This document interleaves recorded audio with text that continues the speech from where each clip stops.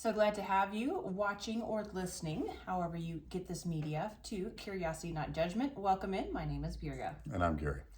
So we are going to talk a little bit about kind of a balance, a scale, if you will. And I think this applies both in personal life and in business life.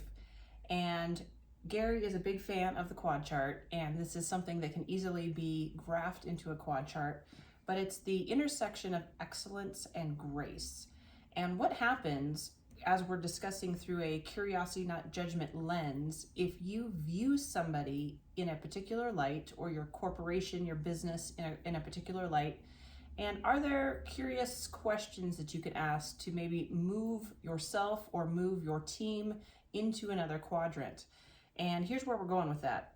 So actually, I'm going to point it over to you. Can you give a brief overview of just kind of the principle of a quad chart and how we can think about this, keeping in mind that people are listening more than watching, and how do we have this dialogue?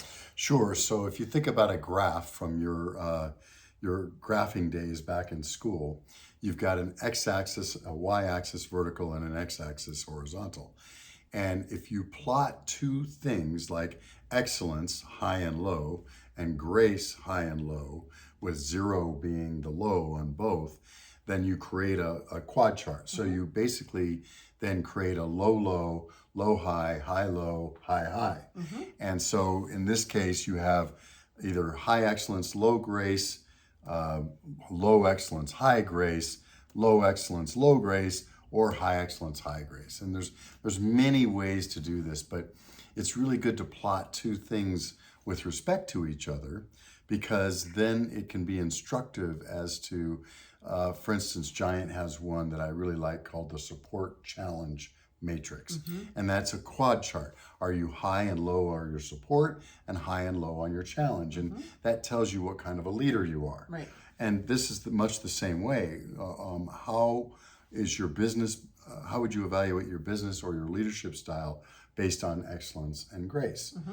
Now, the reason why it's such a good curiosity, not judgment subject is many people would read this and they would judge their own organization or another organization instantly and say, they're low on both scales, or yeah, they're high on performance, but they're low on grace.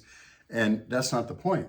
The point is, okay, so what? What do you do about it? And can we be curious and ask questions and help guide and influence our organization, our peers, or as you say, ourselves, into high excellence and high grace? Yeah. And I want to start giving credit where credit is due. So this came to us from a local advertising firm called McKee, Wallwork and Company. And they then cite the original company with this information as Praxis. And the website, if you'd like to look it up, is praxislabs.org. So we were poking around in the website a little bit before we recorded this episode. Some really interesting content in there. We did not find this laid out in a quad chart as we were searching for it, but I agree with you. I think this is an excellent opportunity to kind of imagine, what quadrant do you find yourself in, or what quadrant do you find your organization in? And I do want to start on the self-analysis side of things, the self-questioning, because if you were to ask, with the two concepts of excellence and grace, how do you rank yourself? Are you high or low excellence in your regular kind of output, I would say, and are you high or low grace in your dealings with people? And of course, everyone naturally would want to say, well, I'm high in both, right? I operate in excellence, and I'm always very grace-filled. But if you take a step back and you really consider the bulk of your interactions, both professionally and personally, what score would you give yourself? And so I think that's the first curious question that we have to begin to ask. And, I'm not going to ask either one of us to blurt that out loud. But as we, internalize that and think, okay, I could say for myself, I am a very emotive person. I am much more on the feeling spectrum, and so I really resonate even with the word grace. And I hope that in those two categories, I would hope that people remember me more for any grace that I would extend than excellence, though I want to operate in a very high manner in both. But just because of the way my personality is, I'm more concerned with my grace rating. And a way to say that might be that I defer to that more often, or if you think about right-handed versus left-handed, I am more right-handed grace, and I'm going to default to that versus excellence. And I'm probably the other way around. I'm probably more of, look, I need to get the job done. What's the agenda here? Let's get moving, more than I am with grace. And I sometimes find myself frustrated with people who are saying, well, wait a minute, maybe we should plan this out first. Maybe we should, right? And I probably don't extend grace well enough for that in favor of let's get it done, or the excellence part of the job. But a quad chart is not meant to be judgmental. Well, I should say, I would believe, and we would believe, that the proper use of this quad chart is not to be judgmental and to put people or organizations in one of these quadrants in everything that they do. Sure. Because I can tell you the answer, and I don't mind telling you the answer to this, is that am I high excellence or high grace all the time? The answer is no. Sure. And I can tell you that, for instance, when I'm driving, right, I'm high excellence, low grace. Right, but if I'm with my granddaughter, Right. I am high grace, low excellence. Right. So, who cares about the quality of the picture we're drawing? Right, it's about being together. So I think it's very situational, and I think that's okay. So we don't want to paint someone in a corner, and certainly not attribute all of their actions to this. But I think it's instructful to look at and say, what is my intention in this area? At work or at home or on the freeway, and is there a gap there? Yeah. And what can we do to influence ourselves or others intentionally into that gap? Yeah. I do find it fascinating, though, that this particular article that was sent lumps some examples into the various quadrants. I love those examples. And, actually. I said to you, I want to err on the high grace side. Of course, I want to be high excellence, but if I'm going to have to be, if I have to pick one, if I have to pick one in here, and I skew on the low excellence, high grace side, it labels the nonprofit sector as being stereotypes. And guess where I've been working for the last 8 years?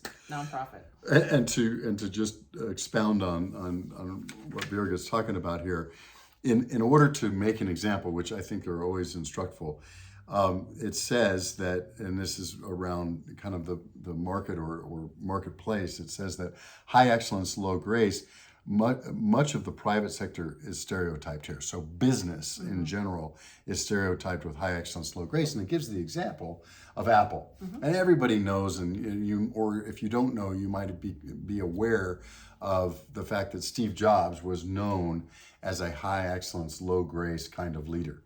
And he would drive Apple to excellence in everything they did, but maybe be a little harmful to the relationships along the way, right? And so people can identify with that. In the quadrant of low excellence, high grace, and this is what Birga's talked about, is much of the nonprofit sector stereotype there. People who are very passionate about what they're doing, and they're gonna save the world in this one area, but the excellent, and they're going to be very grace-filled with the people that are involved, but accountability kind of falls to the wayside, excellence kind of falls to the wayside, and therefore you get some version of mediocrity. And again, these are stereotypes. Sure. I want to be clear on that. The low excellence, low grace, they say much of the public sector. So this is TSA, the post office, things that you come across that are, people don't care as much, and there's probably not a whole lot of grace either. But just because people they're not incentivized or rewarded for either one in that situation. And maybe that's more on the organization than it is on the people involved, which is usually, that's a grace-filled term. But the high excellence, high grace, obviously that would be the goal. What's interesting to me is there's no example here. Interesting. So is it so hard to attain that no one ever gets there? I mean, but I mean, I think it's as instructful as the fact that there are examples in these other quadrants that there's not one Yeah. in the high. Now, hopefully, we are all aware or have been part of one or are part of an organization that is high excellence, high grace, and that should be the goal. You know, I am thinking back through my last umpteen jobs and where things got off track, or, you know, maybe where things had settled in a particular quadrant on this chart and just couldn't seem to shake loose. And in that moment of looking back that has happened here in the last 4 minutes or whatever, you know, it's interesting to think about, would there have been a practice, an exercise, an action that we could have taken that would have leapfrogged us out of that stereotypical box, right? And I'm speaking right now specifically of the nonprofit world because that's where I have been for so many years. And you're absolutely right. It's all about relationship. It's all about connecting at the heart level. But by and large, and I think we've talked about this in other episodes, so many of the individuals that are employed in the nonprofit sector are there because of their heart. They want to make a difference. They want to change their communities. They want to change the world, but they may not come armed with a lot of the skill set that is incorporated into the business world.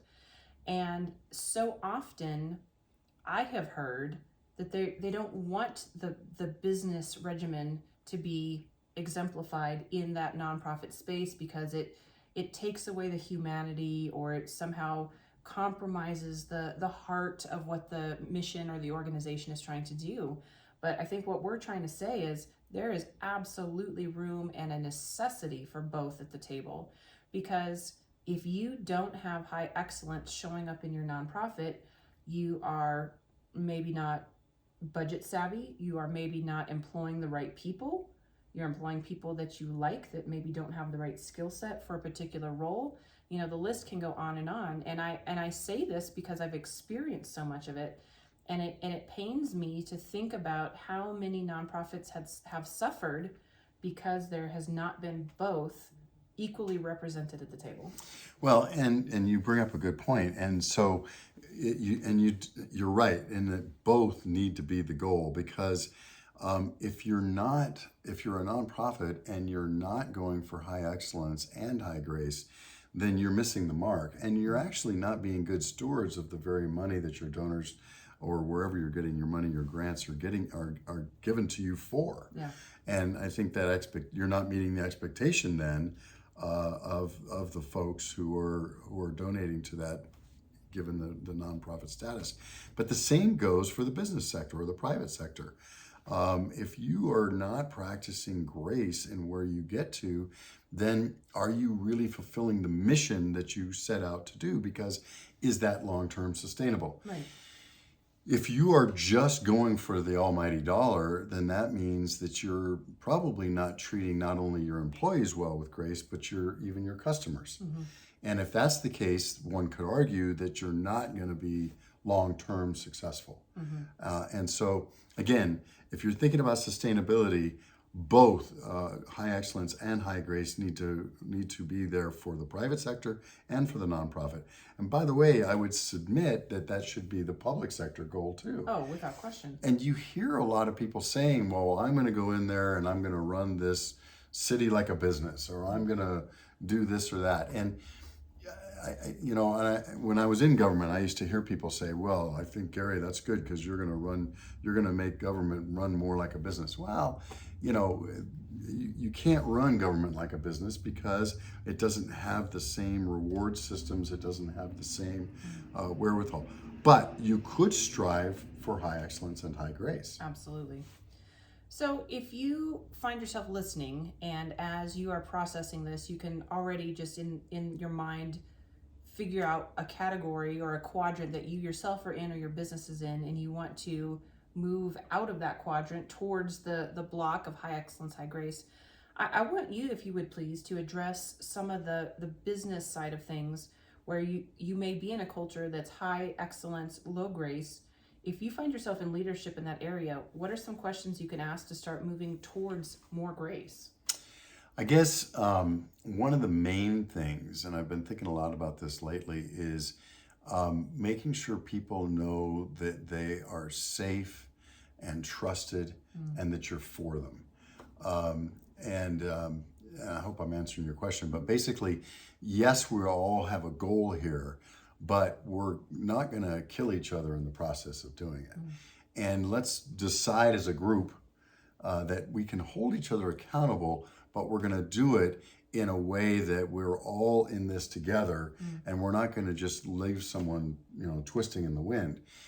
If you aren't succeeding, maybe it's because you don't have the support and the resources that we might be able to help you with to help get us all there. So sometimes when we divide up tasks and we're in a typical meeting in business and we say, okay, you're going to go do this, you're going to go do this, you're going to go do this, you're going to do this. And we just make the assumption that it's all going to converge perfectly together on a given date. And it's all going to work, and we're going to have a sale, or we're going to have a product, or we're going to have a whatever. And I think what we need to do is do some regular check-ins there where people are allowed to ask for help without feeling bad about it. People are allowed to say, you know what, I need some more resources here. And it's not, well, look, if you need more resources, maybe we need a different person doing the job. I think we need to have a basic sense of we're for each other in that to do it. I guess the way to approach this from a curious standpoint is to ask if you see someone struggling, if you're aware of it, instead of just taking care of your own thing and saying, well, I'm bringing my project in on time. Take a look around. Say, how you doing over there? Is there something I can do to help you? So that we can all win this together. Are we, if we catch people putting the product above the relationship, saying, hey, are we valuing the relationships as much as we are the outcomes here? As an example. It occurs to me that maybe we should back up several steps and explain what we mean by both excellence and grace. And I can do it from the perspective of a nonprofit, and perhaps you from the perspective of, the business side of things.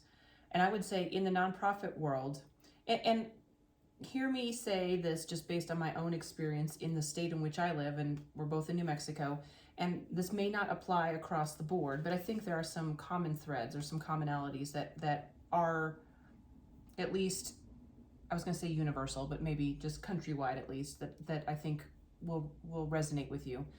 But when I talk about excellence in the nonprofit realm, I talk about accounting and metrics done correctly and done on time. I'm talking about, you mentioned this earlier, you are being a good steward of the donor dollars that you are receiving, or the grant funds that you are receiving. And you are walking in integrity with what you are doing and how you are relaying the success of your mission as it pertains to reporting back to both your donors, or if you're reporting up to an organization that's giving you funding for a specific metric, that all of those things are being done with integrity and with excellence. And I would say also that whatever product or service you are distributing as a nonprofit is one of excellence. There is, again, this is my personal experience and things I've seen, there has been a whole lot of sloppiness. If there's a distribution of goods, whether it be food, furniture, electronics, medical equipment, as we're cleaning out our closets or our garages and we have this busted up, broken things, like, oh, we'll donate it to so-and-so. And that organization then in turn distributes that busted up, broken thing to the people that they're serving. That to me is not excellence.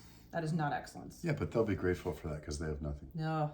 Oh, don't get me started on that. That's a whole other podcast. Well, I would say ditto on all those things, though, on the business side, right? And sometimes the investors might be different. It might be a big corporation to a skunk works, or a smaller organization, or a venture capital firm to it. But I think instead of donors, you could think of investors. So I think ditto on all of that on the business side. I think the business side, though, more tends towards the excellence. So what are they doing about the grace? Right. And how do you define grace in a business setting? And that's a tough thing to do. Every single word, as we've talked before on this podcast, wisdom is in the definition of terms. And so sometimes that word may evoke certain feelings or certain ideas or stereotypes. But really what grace is look, people deserve a modicum of respect, of being a human being, and that you don't just judge them and then say, okay, well, I don't like this person, or I put them in a box and say, this is what I always expect from these people. Grace is more along the lines of, everybody's on a journey. How can I help this person on their journey, and in relationship to the point where they can contribute by their skills into this organization towards our common goal? And how do we do that? And there's been various metaphors along the ways of this, like Jim Collins used to say, well, get the right people on the bus and then get them in the right seat in the bus. There's a lot to that than just saying those words, and that is, okay, are we getting people that are aligned with the organization from their personal goals along with the business goals to the point where that's even possible? Yeah. Number one.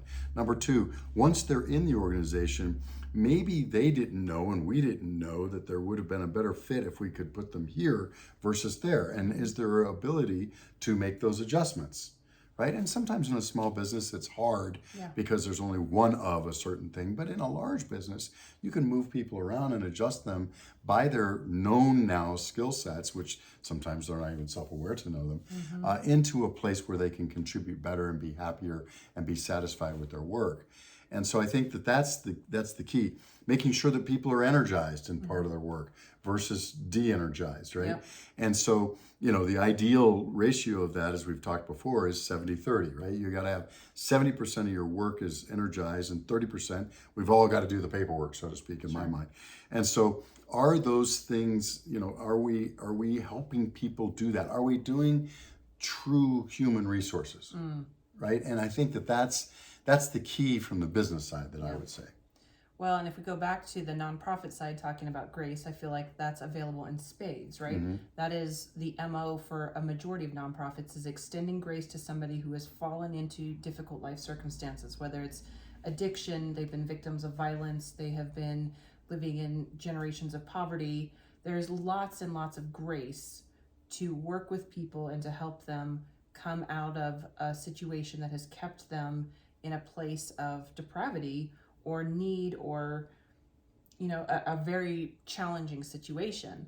But again, asking those questions, if you happen to be in nonprofit, of, are we striving for excellence, and what do we need to pivot in our daily doings that would lead us on a path towards excellence? I think these are really important questions. And I think they absolutely need some consideration, because I would argue that the happiest employees are going to find themselves in that quadrant of high excellence, high grace, because I think though we may have our lazy spells, we want to have excellence extracted from us, right? I think we are built to give our best. And we want to also be in a place where we feel like we're receiving high amounts of grace, because we are human beings. And maybe you didn't get a good night of sleep, or your kid, has had an injury and you need to take 3 days off because of medical appointments. We need grace as people in the workforce, whether nonprofit, business, whatever sector you find yourself in, but we also need to be challenged to produce our best. Well, and going back to that, the podcast a few sessions ago on personal resilience, I think we each have a little bit of an accountability to work on our own personal resilience. Sure. And I think we can ask questions in that way. But I mean, you bring up an excellent point about, what is that proper balance? And one good exercise might be from a personal level is, okay, I only have so much energy to give. High excellence and high grace take energy. Sure. Am I going to do this in all parts of my life, and can I be honest with myself and say, you know what, on the road, I'm not going to do it? And is that okay?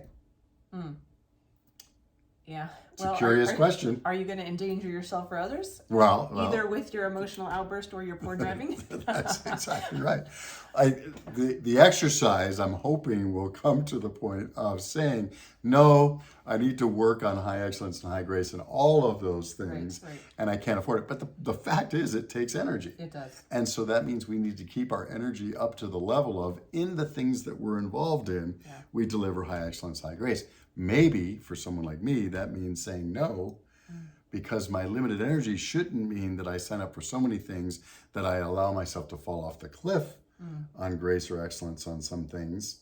Maybe it's don't do those things and or cut it off to the point where I can bring high excellence and high grace to everything I do. Well, I hope this has been a challenging, in a good way, conversation that gets you thinking about yourself and how you're wired and maybe where you find yourself employed. And are there curious questions you can ask to get yourself into a better quadrant, on the path towards high excellence and high grace? So I will link up the Praxis Labs information in the show notes, and I will seek permission to see if I can copy this email to put it in there. I'm not going to commit to that just yet because I don't have permission, and until I do, I won't put it in there. But please do check out the details as they become available. You're always welcome to get in touch with us through the website curiositynotjudgment.com. We do have a Facebook page if you'd like to find us there as well. And until next time, we'll wish you a very good week. Take care.